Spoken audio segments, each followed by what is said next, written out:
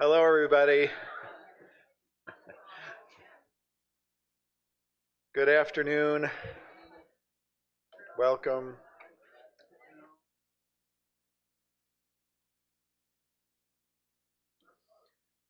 My name is Howard Quedno. I am pleased to serve as chair of MCAD's Fine Arts Department. I want to welcome you to today's talk. Before I do that, I want to start with a land acknowledgement. The Minneapolis College of Art and Design acknowledges it is located on traditional, ancestral, and contemporary lands of indigenous people. This is the ancestral homeland of the Dakota and Ojibwe people who were forcibly exiled from the land because of aggressive and persistent settler colonialism. We recognize that this place has a complex and layered history. As a community dedicated to creativity, MCAD is committed to ongoing efforts to support and advocate for American Indian nations and peoples. No one is illegal on stolen land. Today, it is my pleasure, however, to welcome Professor David Bowen.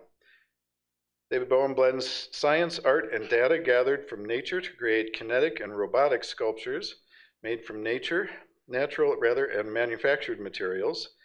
The devices he constructs often play both the role of observer and creator, providing altered perspectives of dynamic and living systems.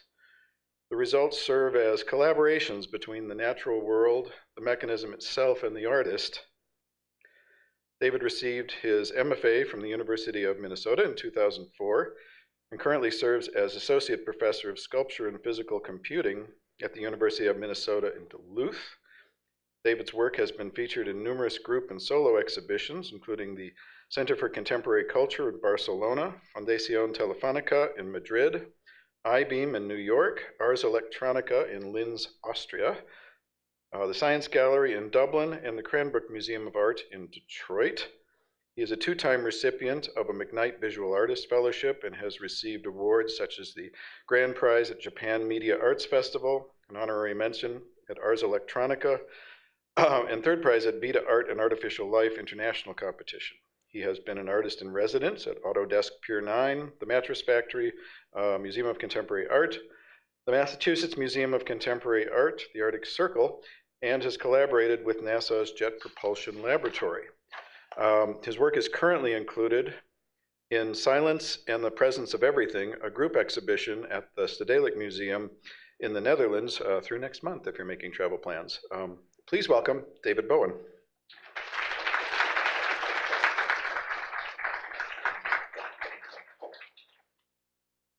Thank you. Thank you, Howard, for the introduction, and thank you to the Brad in the sculpture area for inviting me to give a talk today. It's an honor to be here, and so I'm going to start chronologically. I'm just going to go back through some deep cuts, some things I was doing when I was a grad student here in Minneapolis at the U of M, and right up to what I'm doing now. So we'll just go ahead and start here. So this first piece you can see titled 8 Switches. This is one of the first things I did as a grad student, and it's using a gearhead motor and 8 different switches, and this twig will rotate around and turn the switch off that was turned on. And at this time I chose the U of M to work with Professor Guy Baldwin, who is an expert at analog kinetic systems and on-off switches and gearhead motors and things like that. So it's kind of an early exploration into that. But you can see also I added this bracket that connects to the twig, kind of using this natural material with the steel mechanism. And I thought that was a wonderful, like almost traction for the twig. And I thought that was a wonderful interface between a natural and a mechanical system. And this is actually also the last thing I made out of steel. I used to work a lot with steel, and I haven't done that since. So here we have an installation called 50 Drones. And when I first started going to school here, or at the U of M, I found out about Axeman Surplus, which I'm sure a lot of you are familiar with, and I found so many great materials there. And I found these little tiny motors that are about the size of the end of your thumb. And I added a little offset weight to them, So they vibrate, and then kind of made these little mechanisms that they rest in, and really kind of made a self-arranging composition, I guess. Each one kind of scoots around. And you can see this is like a crowd of people or a school of fish or particles dispersing. Um, and I sold some curators on the idea that this was a self-arranging composition or a robotic art piece. And this was in a exhibition called Artbots, the Robot Talent Show at IBM in New York back in 2003. And I think that was the first kind of thinking about robotics, I think, for that.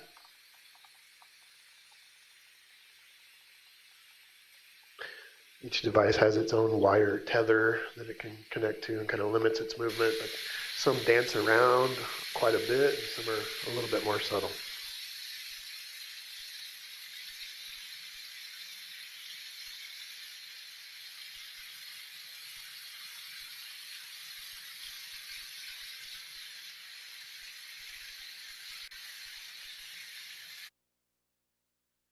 So I think I would consider this the first robot I ever made.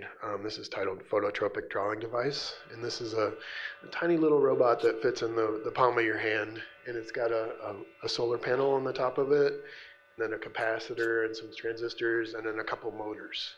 And it's also got a couple of light detectors. And so if the left light detector detects more light, the left motor will fire. If the right motor detects more light, the right motor will fire. And it fires each time that solar panel charges the capacitor to a certain degree. So essentially, it's looking for its food, right? So I set up two lights side by side, about 10 inches, 12 inches apart, and those lights were on timers. So one light will be on for about 20 minutes, and then the next light will come on, and the device will make its way from light to light. And you can see that the solar panel is not charging the capacitor when it's not under the pool of light, so it's a little bit more sluggish than when it makes its way to the light. It makes these nice little circles, which are made by a piece of soft fine charcoal that I added to the piece. So every step as the device goes from light to light is tracked. And so here I have 10 lights that are arranged in a circle, and each light would be on for 10 minutes. And two devices would make their way around the circle. And this was set up to run in my studio for about 4 months. So I could go teach a class and they were drawing, or I could go have lunch and they were drawing, or I could go back to my apartment. And so we're talking millions and millions of marks. And you can see that those lights actually start to burn into the paper a little bit. And they also did some very unrobotic things, right? They would work their way across the paper and get lost and wayward. And yeah, so that sort of contrast between your expectation of a very precise robot and adding a variable, I guess. As grad students at the U of M, we were encouraged to work with people outside of the art department, and I teamed up with the mechanical engineering department there, and they introduced me to these things called programmable microcontrollers, basically like an Arduino. This is the predecessor to an Arduino. And I found out connecting a computer to your sculpture gave you a lot more ability to really expand the variability of the piece or the complexity of the piece. So here we have a sonar sensor that detects people as they walk past, and that data is then mapped to this drawing arm that extends in and out. And so as people get closer to the sonar sensor there, the arm will retract, and as they get farther away, it'll extend out. And it's constantly scanning the space in a circle.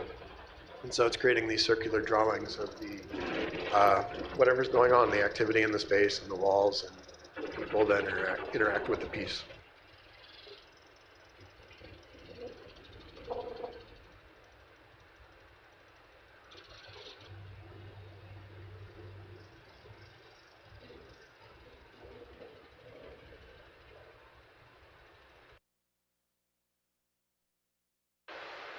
So here we have infrared sensors, and as you move your hands in front of them, they map the data from the sensor to servo motors.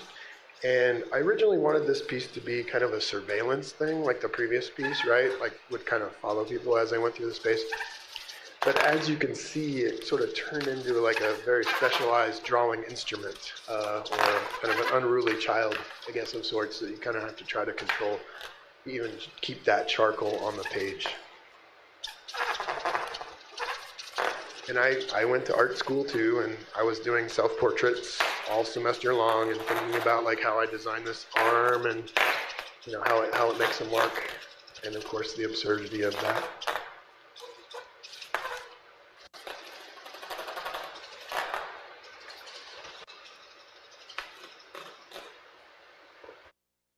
So you'll notice there's a lot of variations on a theme here. So when I was a grad student, we got this new art building, and at first I was a little upset because I was like, I gotta change studios, that's kind of a pain. But I wanted to make something. The art building grew on me, and I wanted to make something that kind of worked with this new space. So here we have actually 4 of the drawing arms that are set up in the gallery. This is the Catherine Nash Gallery over on the U of M campus. And four drawing arms, and then 4 sensor arrays that are placed in various locations throughout the building. So I would run like telephone cord from the sensor to the drawing arm in the gallery. So whatever the activity was that was going on in the building was then translated to the gallery space. The viewer didn't really know what was, or the participant, I should say, didn't really know what was going on. If you wanted to find out what your drawing was doing, you had to then go to the gallery. But it was a real-time transmission like this. So here I'm starting to think about, like, what's going on over there? How can I translate that to something?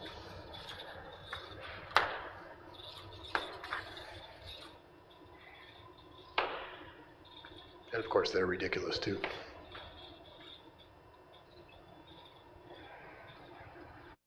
What happens if you introduce living creatures into the mix? So here you'll see this drawing arm. Looks very familiar, right? But instead of, oh, it's not playing, is it? There we go. Instead of people, here we have about 500 living houseflies in this container, and there's some sensors that detect their movement. It's a photo resistor that you can get from Axeman, by the way. Detect the shadow of the flies, and the shadow of that fly is then mapped to up, right, left, down on the drawing arm. So the flies are doing the drawings here. And my flies are very well cared for. They live on a diet of powdered milk and sugar, and they live for about 40 days in their home. So when the fly leaves the chamber, up at the top there, the drawing arm will retract, and then a paper scroll will advance, and it'll wait for a new fly to come in and start a new drawing.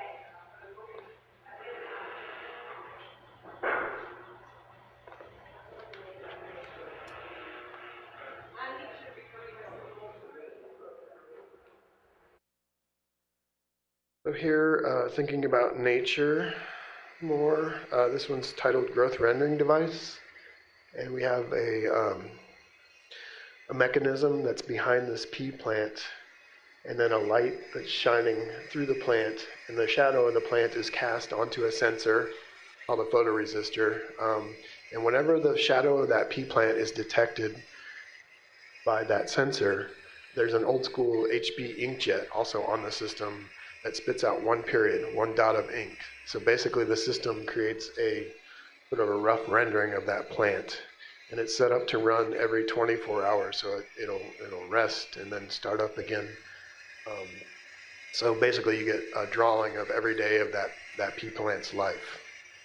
And this was set up at the Rochester Art Center way back in 2007, I think, and they gave me this really long wall and 3 months of exhibition time. And so I decided to just utilize that entire 50-foot wall. And about 2 months into that 3-month-long exhibition, the curator down there called me up and said, "Hey, David, your pea plant is dying. What should we do?" And we decided just to leave it. So we have that pea plant sprouting and growing and thriving, and then starting to die and then fall over. So the entire 50-foot wall was covered with the life cycle of this pea plant. So here, moving on that sort of variation, I have a open source DIY 3D printer that is printing this onion plant.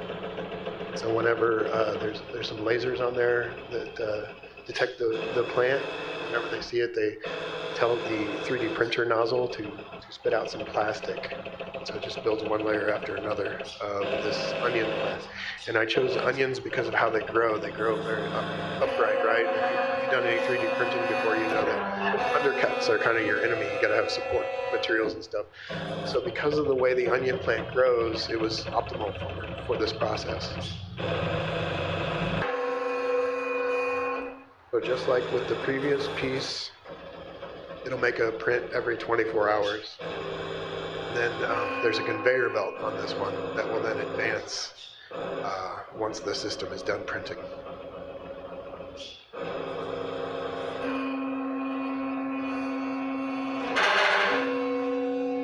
The prints take anywhere from 20 minutes to like 3 hours, depending on how tall the plant is.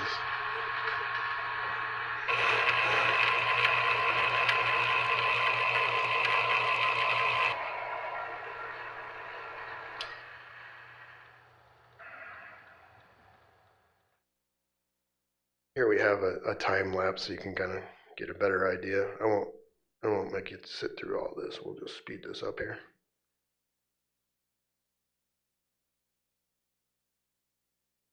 And then the conveyor advances.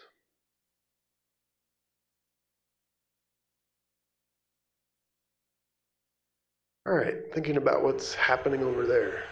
No, not yet, sorry. This is, I did this residency in Hungary, in Balatonfüred in 2006 or 2007, I can't remember, but I didn't bring any of my technology with me. I just decided to kind of work with what was available, and I brought some wire and some solder, some charcoal, and here I set up kind of created these devices that had leaves up at the top, and the wind would catch the leaves, and then the charcoal would then make marks on the paper based on what the wind was doing on a particular day.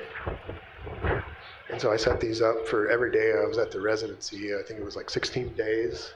And so you have like varying wind conditions of every day. So this is the first time maybe I was thinking about data visualization. And in fact, this piece was curated into my first data art exhibition, which was actually curated by some folks at the NASA Jet Propulsion Laboratory, who I collaborated with in later projects too. But I really love that like these jet propulsion Mars rover dudes were like, yeah, no, we'll take the one with no tech, like the one that doesn't have any computers or anything. And so here is every day of that residency. Some days it was really windy, and some days it was rather calm, and some days it rained and the paper wrinkled, et cetera, et cetera. So thinking about data visualization for that. Here we're thinking about what's happening over there. I was invited to do a piece for this place called Labor in the north coast of Spain in 2008. And I decided to take that drawing arm concept and extend it even further. So I have a drawing arm and a sensor array set up at my university in Duluth.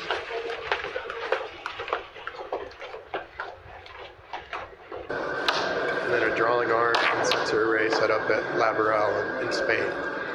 So data from the sensor in Duluth is sent in real time to the drawing arm in Spain, and vice versa. So these drawings were being produced from across the Atlantic Ocean.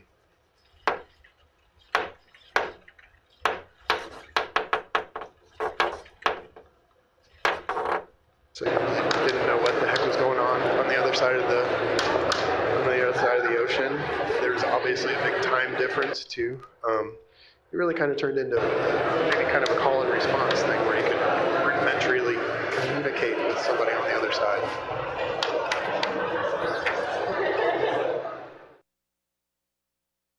All right, this is where I've been based for the last 21 years, Duluth, and I wanted to start thinking about what I could do with the landscape there, and a few of these pieces that I'm moving into inspired by water.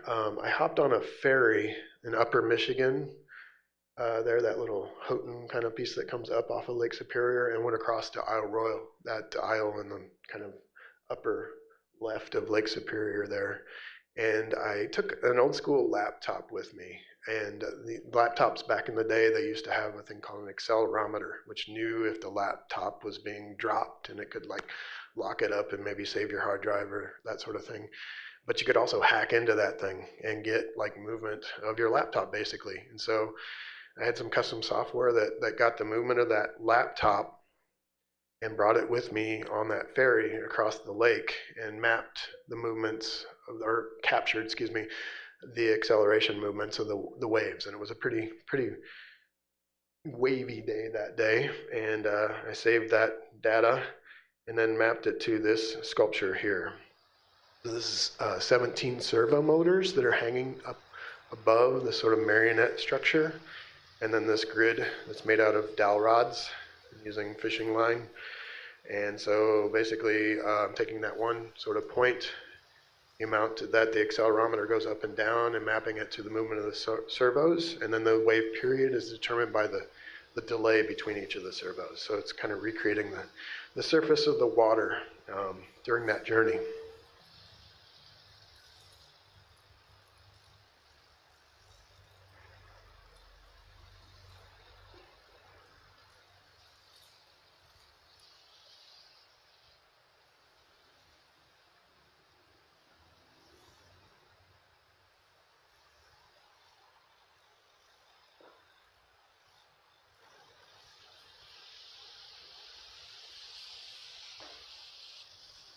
Pretty big waves that day. Luckily, I don't get seasick, but it was an amazing adventure.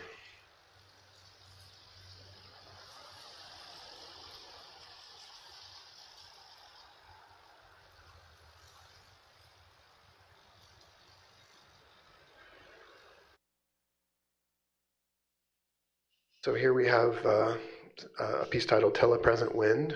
We have this field of, in this case, 42 individual plant stalks that are connected to motors. And then I have a accelerometer and a plant stalk that's set up outdoors. And this was first set up at this place called Laboratory Art and Science Space in Moscow back in 2010. And so basically what we did was we took the wind from Duluth and sent the data from that sensor in real time to the field of grass in Moscow. So it was the wind from the other side of the world, thinking about what's happening over there and expanding the scale of that concept. And when I first exhibited this in Moscow, the curator, she was very like, oh, we gotta have a camera. And we gotta have like a picture, a video, real-time video feed of that sensor in Duluth. And I reluctantly said, yeah, I was just starting out my career and I wasn't saying no to a whole lot. And so we did that. And, you know, I just didn't like it. I prefer the idea of that mystery of what's happening on the other side of the world. And so there is a version of this set up in Schiedam in the Netherlands right now. That's a field of grass that's Duluth wind. So I still exhibit that one quite a bit. So we're back to water, and I was thinking about, well, I got that wind sensor, right? And so maybe I can make something like that that's going to go on the surface of the water and transmit the data just like I was for the wind, right? And obviously, putting something on the water is exponentially more complicated, right? You got to have like solar powers and waterproof and all that stuff. And I found out there's this thing called the National Oceanographic and Atmospheric Administration, NOAA, and they've already done that, and they did a way better job than I could ever do. So they have basically buoys that are all over the ocean, on the surface of the ocean all over the world, and each buoy has its own website. So at that time I got smart enough to make a web scraper that could get from a buoy in the middle of the Pacific Ocean wave height and wave period data. And so I just then mapped that to the 17 motors that are holding this marionette. This is like the previous one, but just much larger scale. And in fact, these are Axeman motors on this too. I'm still hitting up the Axeman a little bit. And this was an exhibition that was all about surfing, in fact, which I'm not a surfer, but I think those surfers do use those buoys a lot to find out what the conditions are for find out if the waves are going to be decent. So anyway, this was in France, in Marseille, and so it was the middle of the Pacific Ocean. water movement was mapped in France.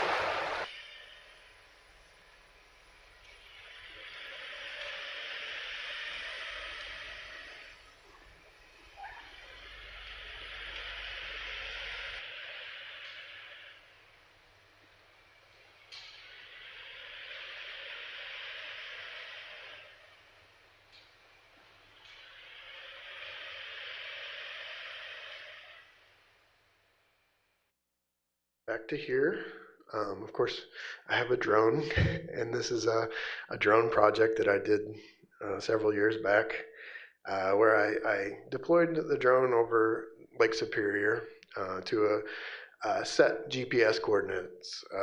Well, I guess this was 2014. It was, they were all, everything was new, but it was kind of cool that you could send a drone to a particular GPS coordinate and it would go there. So you had that kind of variable. And that here I am.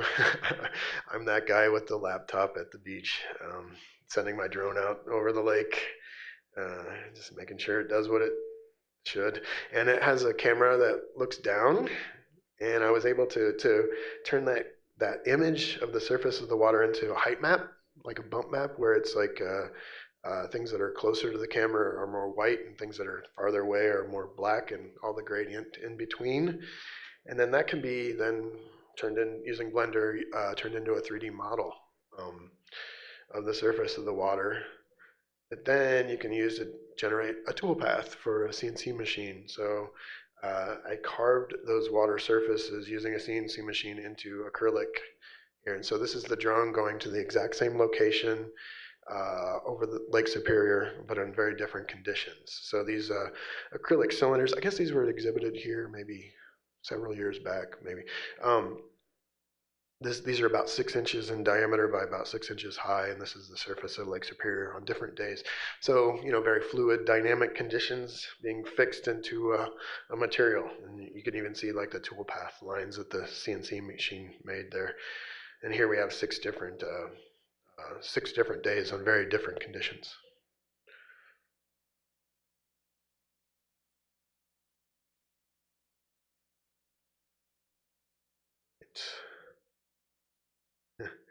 Back to some flies. Here I gave them an internet persona. I don't have Twitter or X now. I found the idea of it sort of absurd, and so I decided to give these flies a Twitter account. And so here we have a Mac keyboard that's set up in this acrylic sphere with about 500 living house flies, again, very well cared for flies, and some custom software that would capture the video of the flies as they flew over each individual key, right?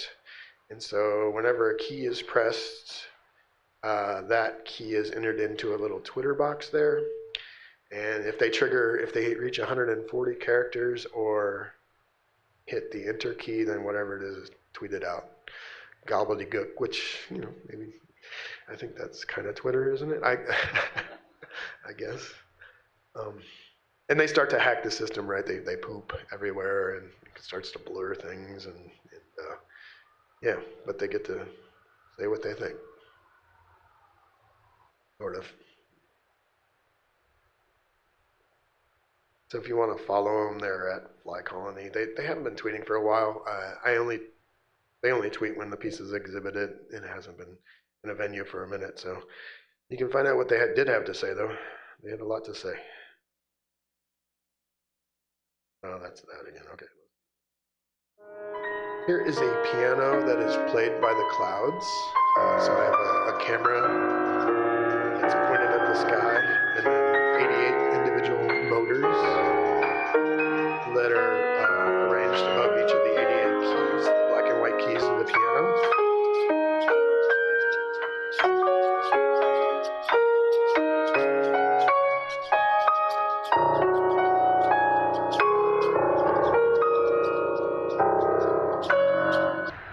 There's the camera.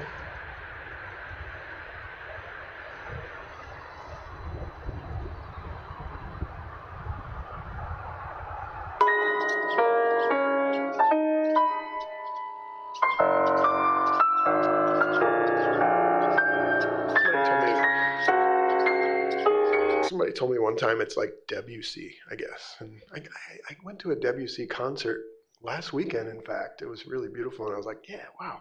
But it's the clouds. I'm not composing anything here. So we have a camera that's pointed at the sky. And then if it's a really dense, thick cloud, that key is pressed really hard. If it's like kind of right on the edge, like this over here, it just kind of barely touches the key. So it's really determined by the clouds.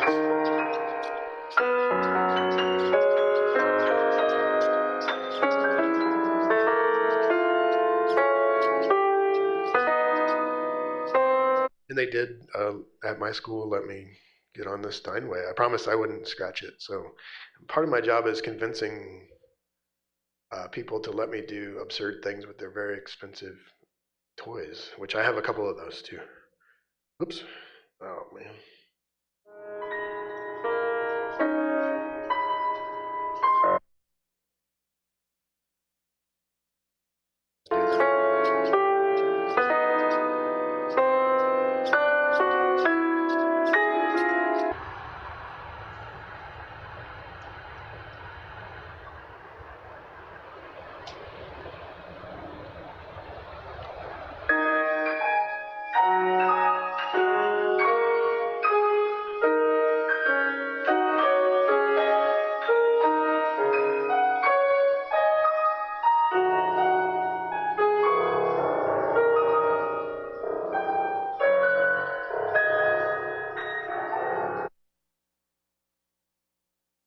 This piece was at the Minneapolis Art Institute back in 2013.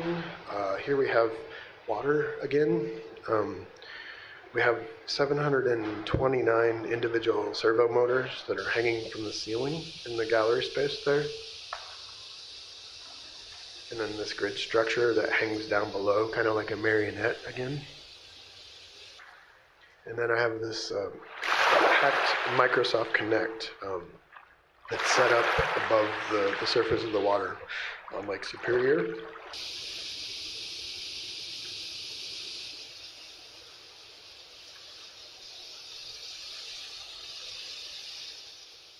So if you've played around with the Connect, you know it's kind of a cool 3D scanner. So you can actually get that surface of the water and turn it into what's called a point cloud.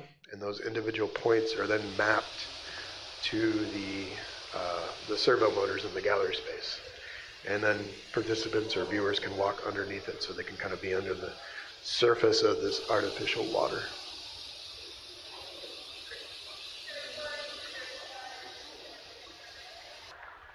I use this pool cover because the Connect doesn't get along with water too well. So was able to reflect off the surface of the pool cover and still kind of get a facsimile of the surface of the water.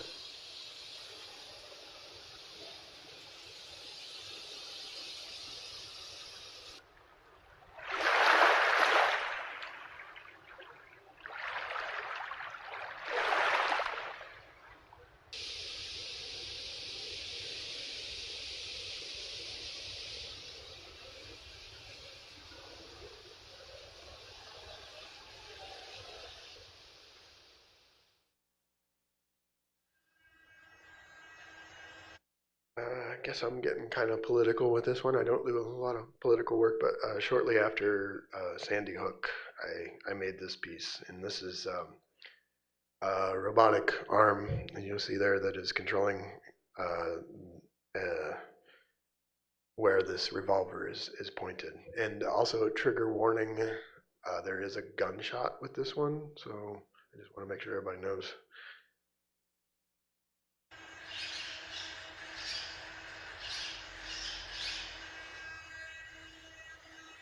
So there's a camera. The flies are basically the brain, right? There's a camera that's recording their movements and then mapping that to wherever the gun is positioned.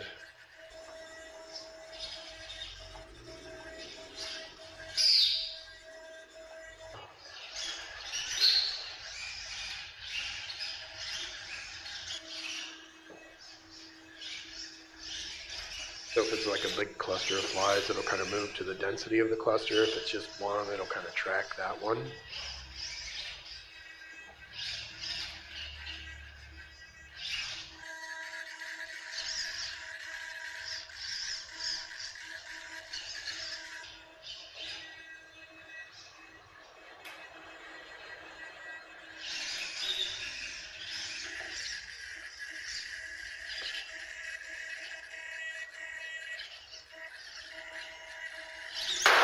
And then if the fly goes into the center, that's when the trigger is pulled, and it's a blank cartridge. I'll just tell a quick like share with this about this piece.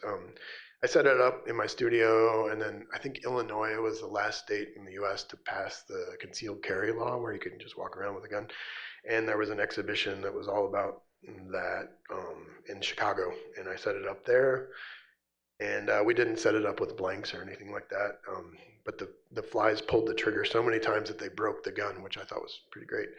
And then I was invited to set this up at the New Media Art Gallery in Vancouver back in 2018, I think.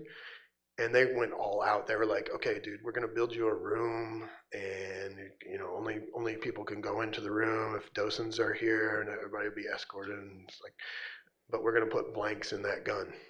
I'd only set it up with no blanks, or just in my studio with blanks for documentation. But Vancouver folks were like, you know what, we're doing this, and we had to jump through all kinds of hoops with Canadian gun laws, which are different, and that sort of thing. My point is, I really didn't realize what I had made until it got into the gallery space. It's like, okay, I'm making this statement here, but the tension, like, of being in that space and not knowing when that thing was going to happen. It was either going to be like 5 seconds or 3 hours. You don't really know. And so it just really became something else, being in the venue, I guess, if that makes any sense. So I often share that about that piece. It's like sometimes you don't know what you're doing until you get it out into the world, right? So here we are tracking some space debris. There's like 500,000 things orbiting Earth right now that are going 17,000 miles an hour around the Earth. And some of it dates all the way back to like 1957. It's all just up there. It's like rocket bodies, defunct satellites. There was even like a spatula that got away from an astronaut one time, just circling around up there. So this was commissioned by the Mattress Factory in Pittsburgh in 2016. And these twigs are all pointing in the direction of the oldest piece of human-made space debris currently above the horizon. So like the moon rises, right? As that thing that's orbiting the Earth comes up, all the twigs are pointing in its direction. As it goes overhead or makes a low arc in the sky. Yeah, and I think I picked twigs because they're pointy, going back to that first piece that I showed y'all. And when that drops below the horizon, they all go to a downward position and wait for a new piece of debris. So here we have like a 1 hour time lapse, so you can kind of see those arcs that they make.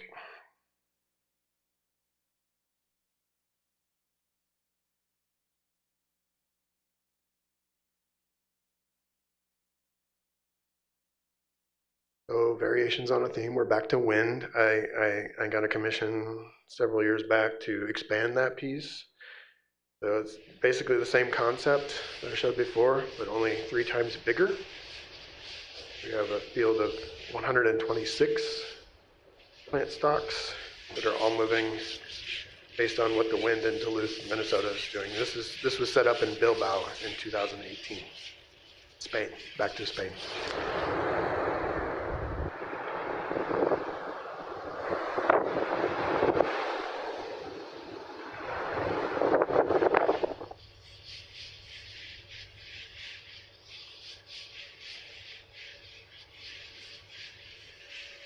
And this is tansy, which I'm sure y'all are familiar with, right? It's yellow in the summertime, and then I kind of like the shape of it, but it's also an invasive species over here in the U.S., but it's native to Europe and East Asia, which I thought was kind of something that I didn't know or plan for, but I think adds a layer to it, maybe.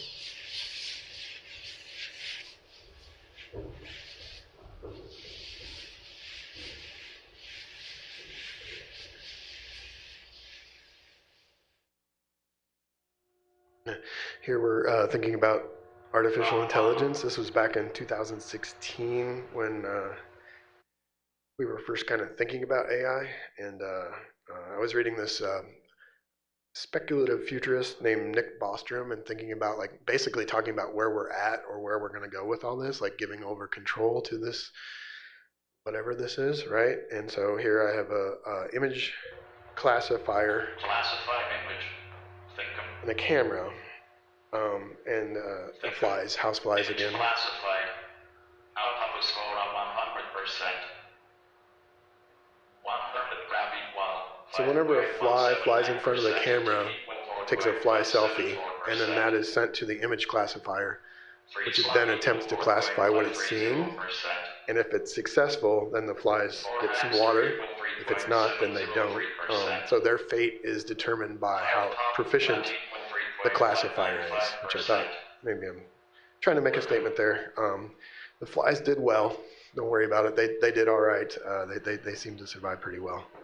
But they do, you can start to hack the system a little bit by pooping everywhere. Classified image. Thinkum.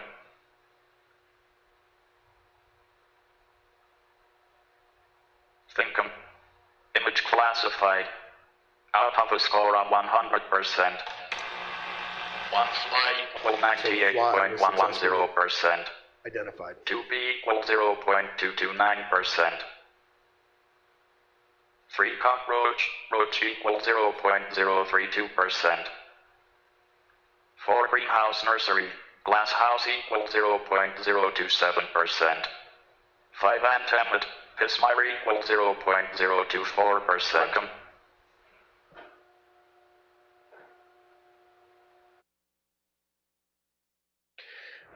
Talking about convincing people to let you do crazy stuff with their expensive equipment. I did this residency at Autodesk in San Francisco back in 2017, and they have a 5-axis CNC router called DMS, and I convinced them that that thing needed to be driven by flies. So here we have some flies, again, living in this container, and then their movements are then mapped to the movement of the machine that then carves into a block of foam.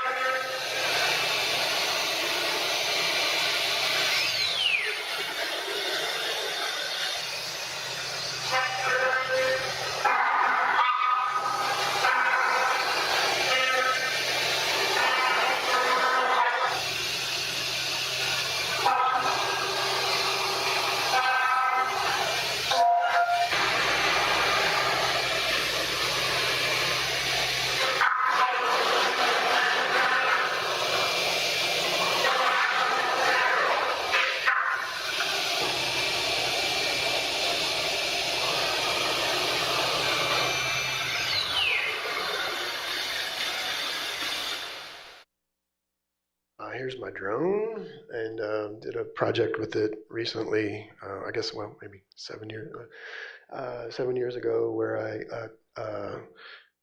mounted a plant on the drone, and then got an Arduino and some sensors that would detect low resistance from the leaves of that plant, and then that data was then sent to a ground station and then mapped to the controller of the drone. So the plant is the pilot of the drone there. You can see it's very DIY. This was a residency that I did in Gamboa, Panama in 2019, I believe.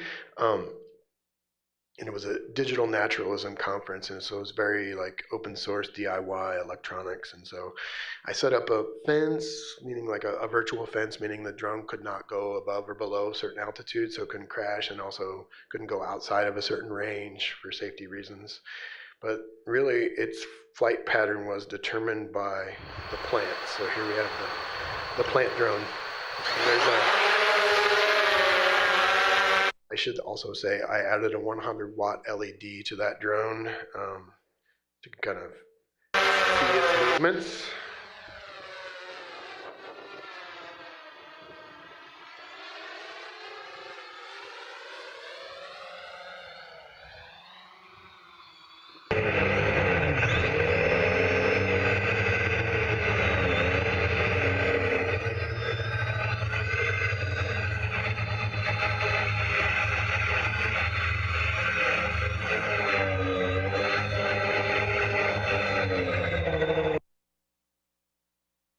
can see the data from each of the leaves is mapped to the movement of the drone.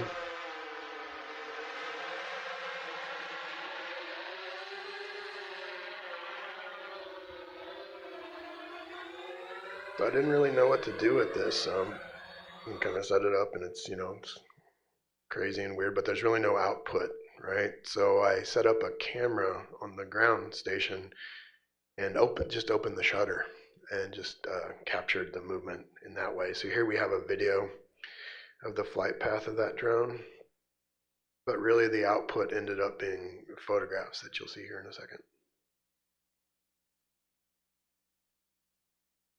These are drawings that are made in the sky from the flight pattern of that plant.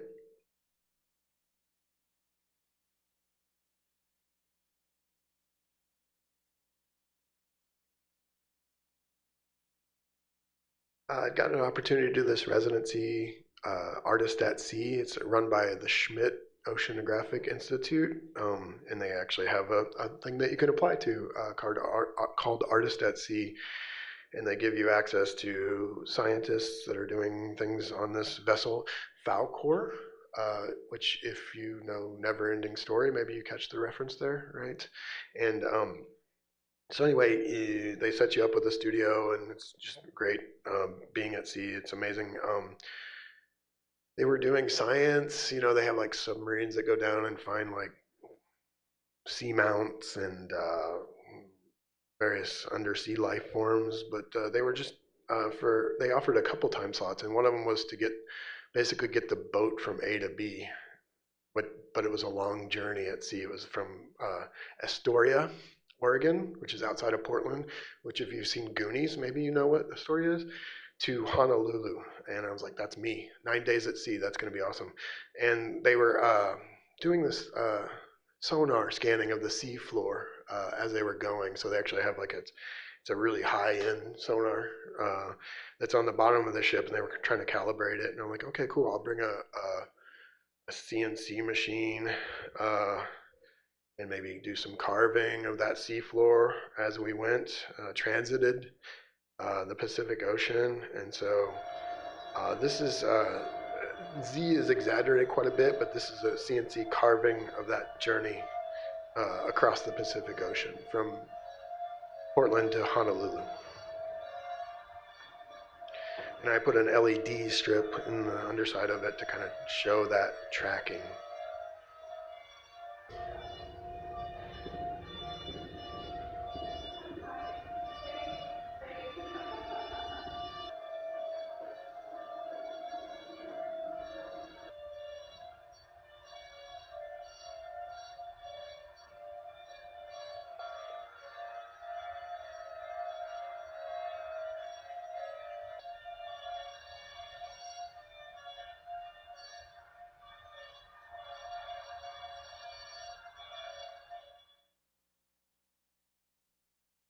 So one of the things about being at sea like this is you don't see a whole lot of human stuff. Like you kind of forget about the Anthropocene for a minute, just a little bit, right? It's basically horizon. Maybe there's a jet. But my favorite place to go was this place called the Monkey Deck, which is, I don't know why they call it that, but it was up on the third story. So you're up above the ship and kind of looking out, blue, Pacific, just beautiful. But every once in a while, you'd see something like a piece of rope or a bucket, or even like I saw a flare gun, and it just kind of destroyed that delusion of being out in the wilderness, because it turns out we're affecting everything. We didn't really go through the trash patch per se, but we kind of skirted it. But there's stuff out there, like even in this vast Pacific Ocean. So I also brought my laptop with me that has that old school sensor that I talked about earlier, right? And I got all of the movements of the water across the Pacific. So then I mapped that to these 13 single-use disposable shopping bags that are all controlled by motors up above that are kind of basically moving them up and down based on that wave data that I collected.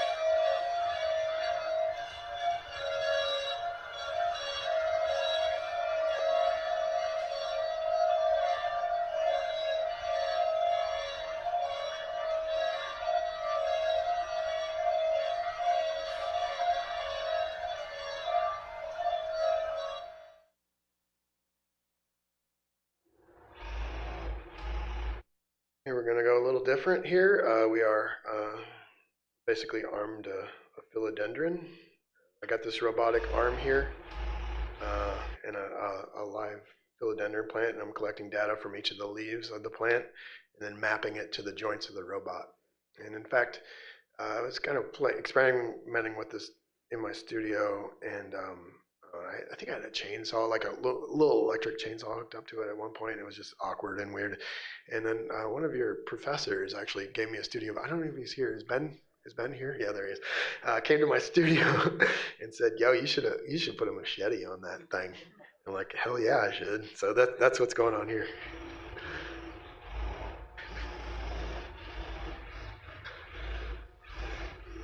So the plant is in control of the robotic arm controlling the machete.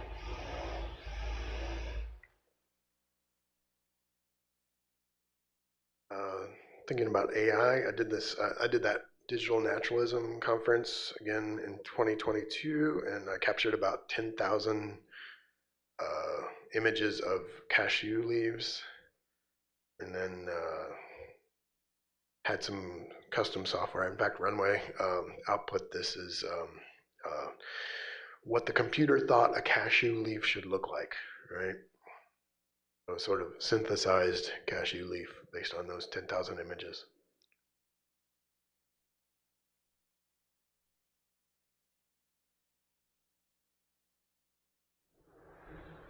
Here we have a robot that is trying to look for its own reflection in the mirror. So it's a robotic arm and a camera, and it's basically an image classifier. Got this fancy computer that has an NVIDIA graphics processor that's trained on the camera of that robot. So it's a custom trained AI that's looking for its own reflection.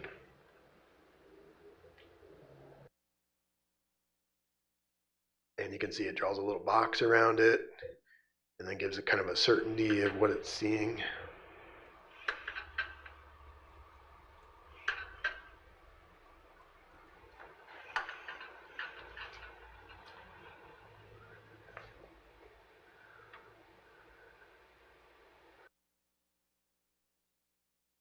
And if it reaches, I think, 85% certainty, then it takes a selfie.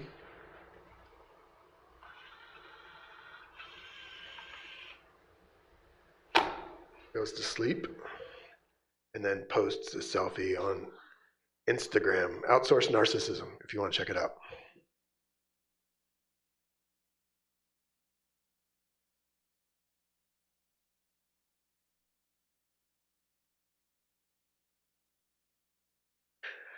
Recently relocated studios and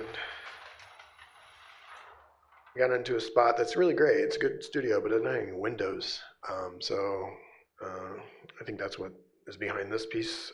So here we have a camera, or here we have a plotter, an ink plotter, which I'm sure you've worked with before, some of you have worked with before, with a ballpoint pen that's making a drawing of whatever the current cloud conditions are in that particular space.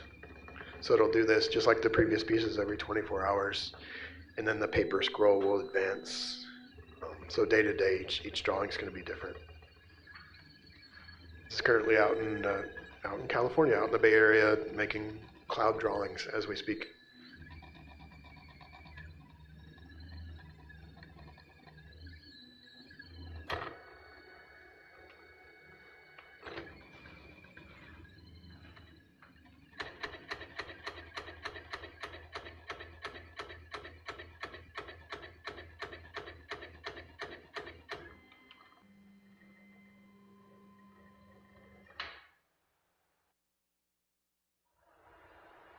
So similar to the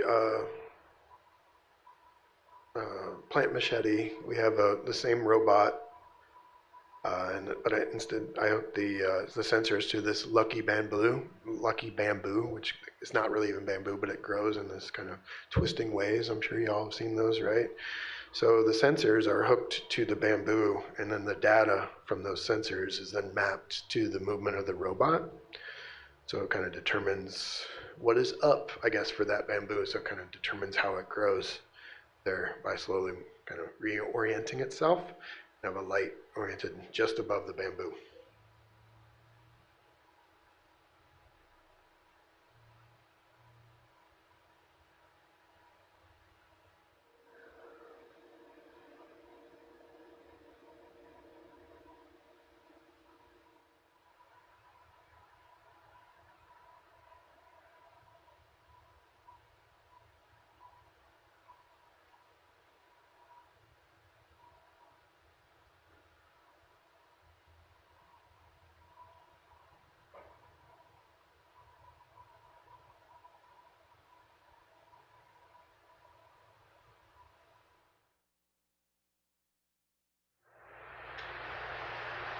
So about two more pieces, I promise. We're getting there.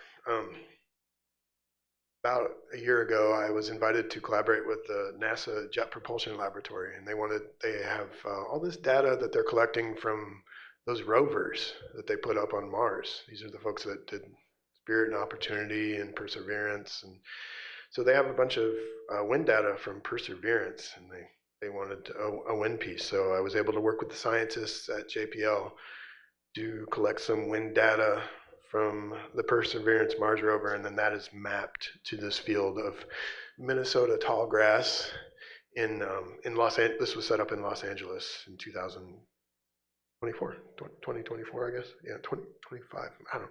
Last year, whatever it was. So yeah, this is Mars wind data in the gallery space. Oh no, there.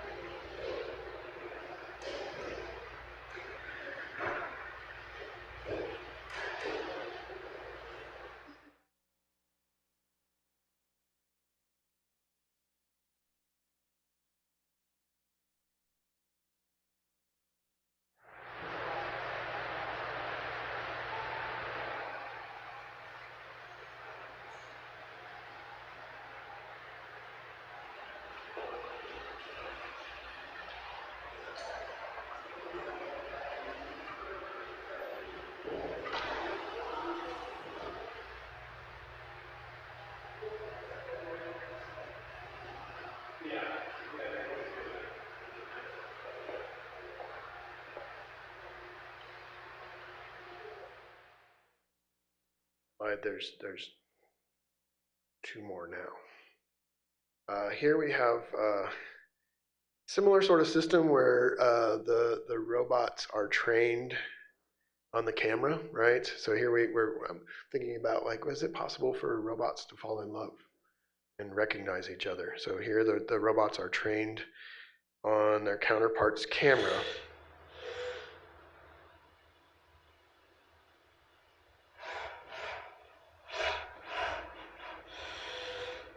They're trying to look at each other.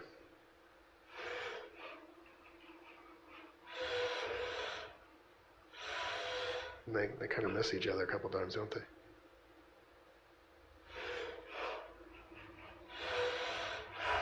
Then they lock in.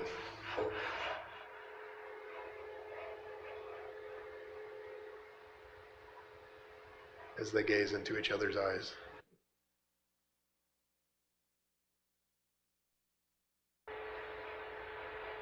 So these are this is custom trained image classifier AI. All my AI stuff is done in house, like on the standalone machine. So I'm not like using Google and stuff like that, and wasting a lot of electricity.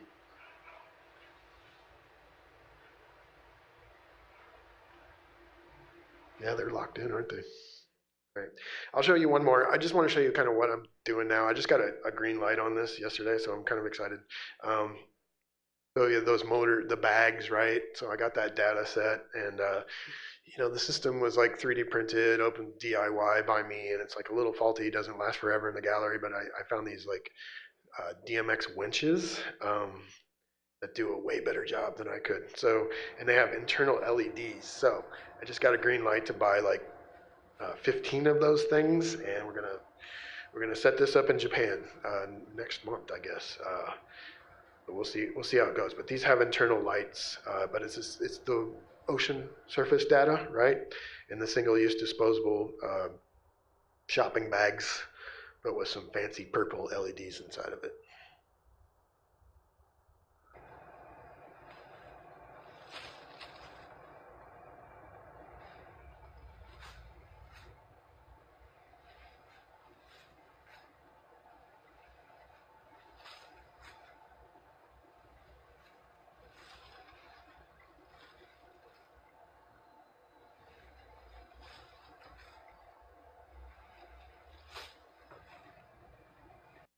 So that's kind of what I'm doing now. So, yeah, that's all I got.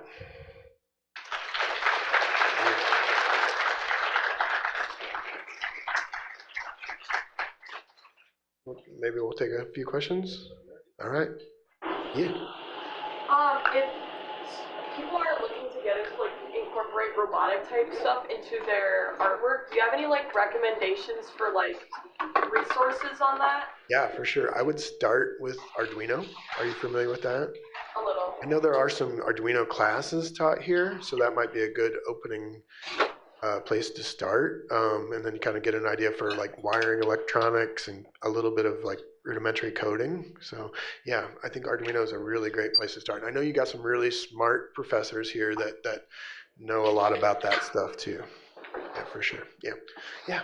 I'm wondering how you think about like what is the art of your piece? Is it the mechanisms that you make? Is it the visual representation? Is it have to be both of those things? Like if you had to choose one to be present, would you show the mechanism or the effect? Yeah, I love that question. I mean, that's anybody that makes kinetic sculpture knows that like setting up a system in a gallery and having it run reliably is always a little tricky. That said, I would there's output coming from these things, right? That I do exhibit, right? The photograph or the CNC or what have you. Ideal exhibition circumstances for me are to have the system running in real time, because I think that's part of it. And like thinking about like, I think it was brought up in the introduction too, like thinking about these systems. I mean, these are like, I try to take my hand out of the system as much as I can, right? But it's still a collaboration, right? It's me that's kind of setting it up, and then whatever's output, and then whatever's output, but also the system running in real time. That's ideal. But yeah, of course, like from a practical standpoint, I've sold a fly drawing not too long ago, or I'll exhibit like just an output from a machine. I think it always has to have like a didactic of like, this is how this was produced. But yeah, it just kind of depends on the venue and like what they're ready for in terms of what they can show. I'd like to show everything, but sometimes you can't do it, right? Does that make sense? Thank you. Yeah. When did you learn to program, and when did you start making art like this? Yeah, like when I was at the U of M in Minneapolis, part of our thesis for graduate school was to work with people outside of the art department. And a lot of people would gravitate towards art history, but I gravitated towards mechanical engineering. And that's when I was introduced to my mechanical engineering professor, actually, still teaching there, Will Durfee, introduced me to these microcontrollers, basically little computers. And so that's when I started coding and learning basic and very self-taught. I mean, he basically tossed a computer at me and said, "Hey, here, figure it out." And yeah, just kind of self-taught, I guess. And I hack my way through it, right? And it's maybe kind of evident, like nothing is perfect, right? Does that make sense? All right, cool. Yeah, I think back in the back. Yeah, sure.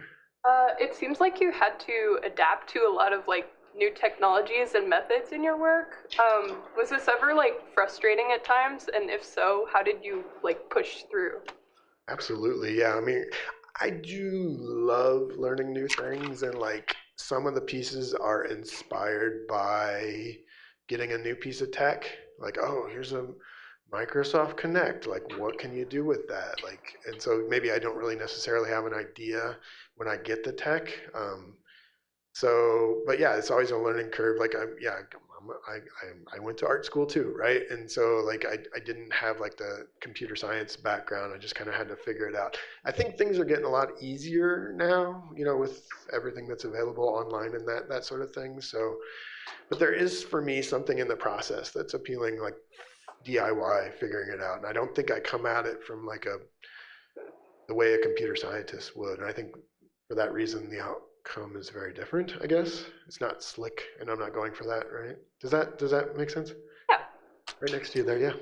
What type of art were you making before you started with all of this computery stuff? I love that question. I went to Heron School of Art in Indianapolis, and I did all the foundation stuff like y'all are doing, I'm sure, like drawing self-portraits and oil painting. Oh, my oil paintings were trash. They were horrible. But I navigated over to the ceramic studio and started throwing stuff on the wheel. And I was a wheel thrower for quite a while, and then found steel and kinetic sculpture and kind of gravitated towards that. So yeah, like the computers didn't really come into play until I got into grad school, I guess. So yeah. That kind of my question kind of goes a little bit with that. I was wondering, like, how do you feel about your progress from where you started to where you are now? And like, your growth with like how you work on your projects? That's a good question. I mean, I think I look back, I mean, they told me I had to talk for like an hour and 15 minutes, so I dug deep into the archives there, as y'all can see, which it was fun, right? I hope I didn't bore y'all too much, but there's a quirkiness to those early pieces. I know the video is not the best, but like, I hope I'm not like losing something there, just in terms of like being able to do things more proficiently. Yeah. So I don't know if that answers your question, but like, yeah, I feel more confident that I can do like a lot more these days. But that said, I hope I didn't lose something by being able to like figure out the most efficient way to do something. So I think for that reason, it keeps me constantly pushing. It's like, okay, well, what if you do hook up flies to a CNC machine, or I want to get one of those big robots, those big industrial robots, and see what I can do with that. So maybe that's where because I like to find those quirks. I like it when machines screw up, right, in interesting ways. So I'm always kind of looking for that edge, I guess. I don't know if that answers your question or if that makes sense. Yeah, I think there's one in the back there. Yeah. Yeah. With the kind of like DIY part of it, do you go into a piece with a very clear idea of like what you want to say and how you're going to get there, or is kind of like part of the art figuring it out as you go along? And with that, like, what's the most enjoyable or like rewarding part of that process for you? Yeah, sometimes, but sometimes not. Like for example, I think a good example is like the bags, right? I was kind of struck by seeing that flare gun floating on the surface of the Pacific Ocean. I'm like, okay, I want to make a floating flare gun, and so that was like the aim from the get-go. And it just kind of got boggled up, or just didn't make a whole lot of sense. It's like this stupid flare gun floating, and didn't really read, I think. And I think we just kind of kept grinding at it and thinking about it and playing around with different things. And that's when I arrived at those single-use disposable shopping bags, which I think really symbolize like trash, right? That's the most, it seems, very, very pointed there. So I think for that particular piece, it's like, yeah, I didn't know where I thought I knew where A and B was, but I took a different route to get there.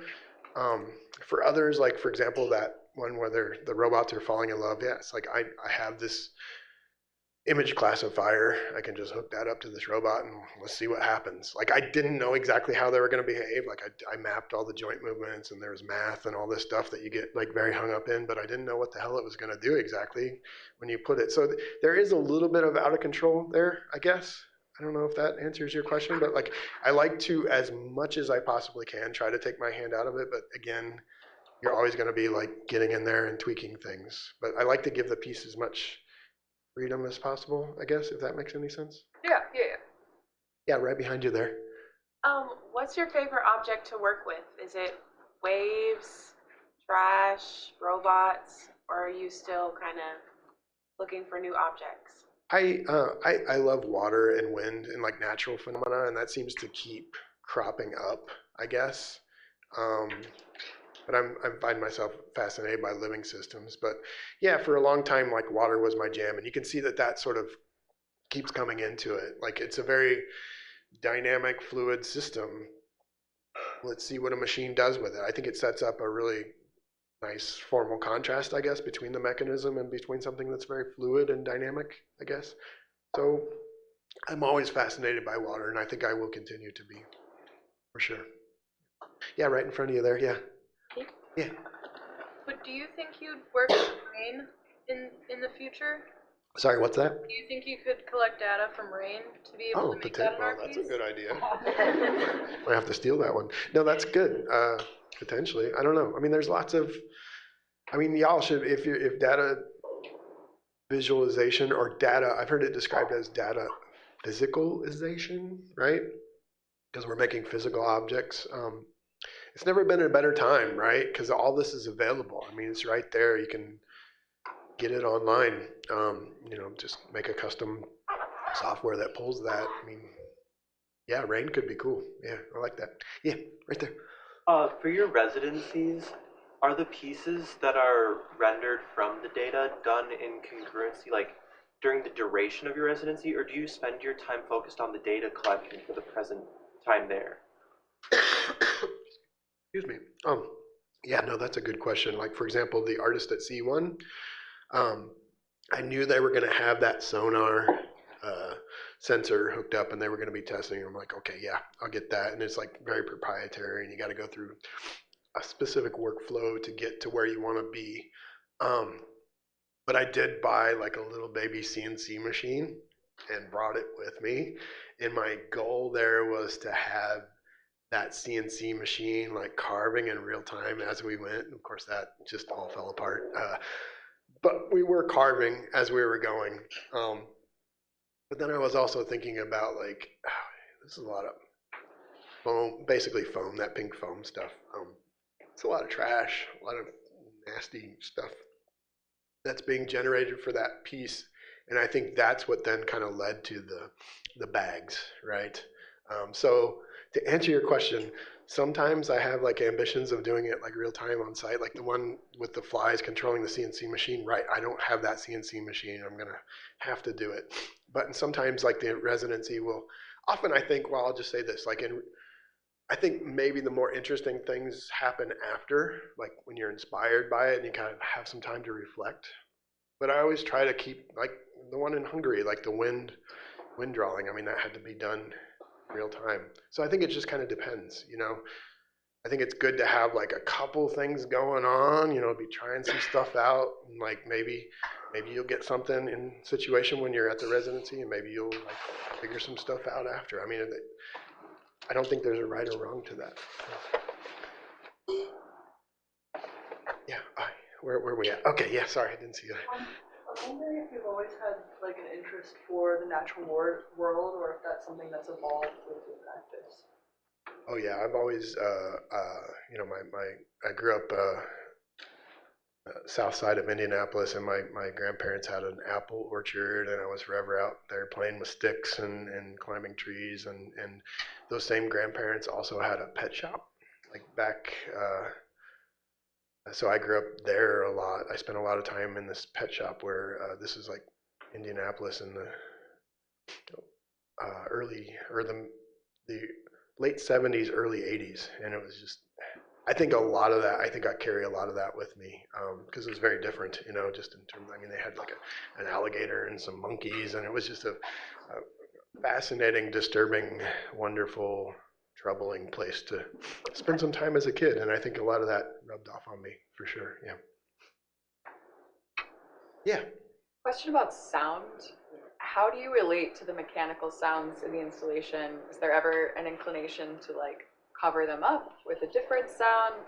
I think I'm just seeing a lot of juxtaposition of like the organic and the mechanical in your work, and I noticed that like hearing those motors whizzing to me kind of emphasizes the mechanical. How do you think about that? Yeah, I often think of it as part of the piece. It is a byproduct, but I think a happy accident byproduct. I think in a lot of ways, I don't intentionally like. I think of the piano as like that's a sound piece for sure, right? But like the motors and like the wave pieces, that's just the sound that motor makes when you give it that data. There was the bags, the 13 bags, the previous version of this one that I have here, where the stepper motors vibrated in just a way that was kind of obnoxious. But, and it's been in a couple venues, and they're like, hey, can you change that? And I'm like, yeah, that's part of it. But I did figure out how to, I was just telling somebody earlier, I did figure out how to change that. And I think I prefer it, because that's kind of an obnoxious sound. It's a bit much, I think. And I don't know that that's necessarily 100% what I was going for that one. So it's kind of nice having it be a little bit more quiet, because then like if you saw this documentation here, like you can kind of hear the rustle of the bag, which I think is preferable. So I think they come and go, and I think, that maybe that's part of being like finished. Like, who knows? Like, you can see that I like keep on varying things and keep on refining it. And I think a lot of times the sound is a good byproduct, but sometimes it's just freaking annoying, right?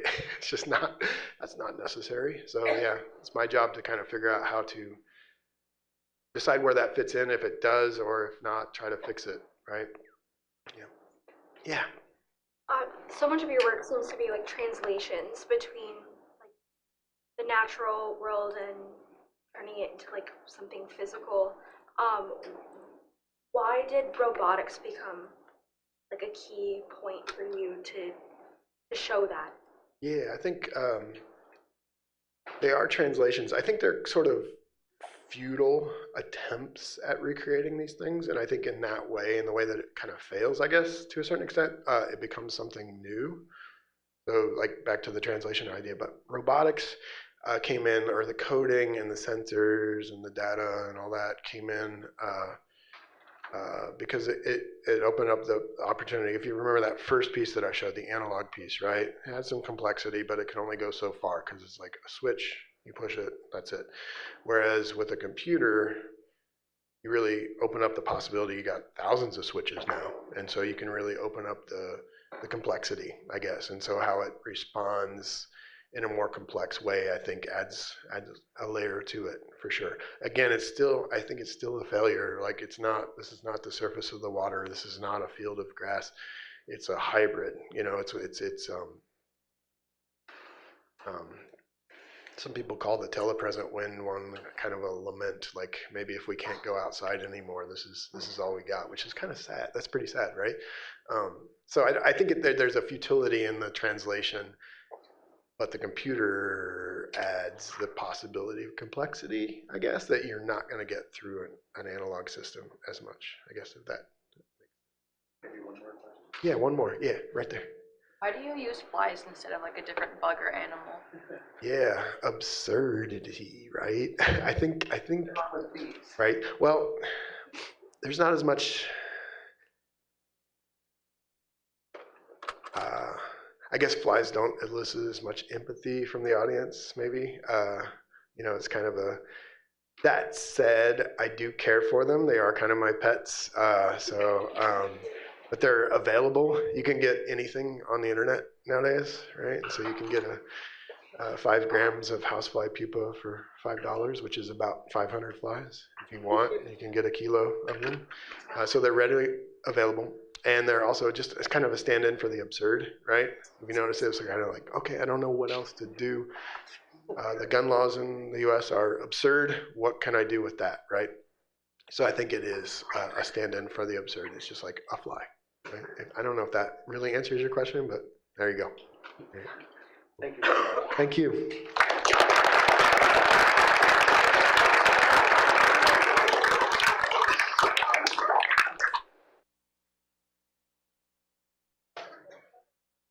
Did we do it?